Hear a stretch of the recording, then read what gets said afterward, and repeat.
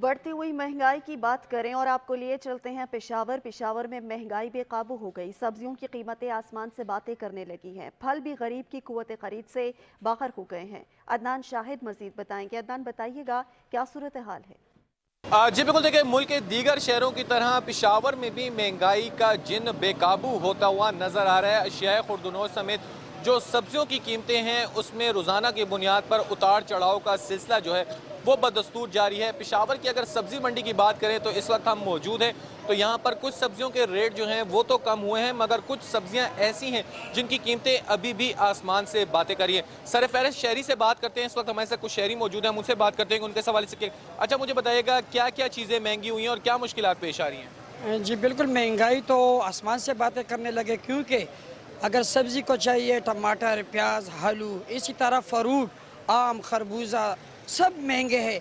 ضلعی انتظامیہ بالکل خاموش تماشائی بیٹھی ہے، کوئی نرخنامہ نہیں ہے، کوئی پوچھنے والا نہیں ہے۔ اس گرمی میں ڈی سی صاحبان اے سی پہ کمروں میں بیٹھے ہوئے ہیں، غریب تو ایسے بھی خوار تھے اور خوار ہی رہ گئے۔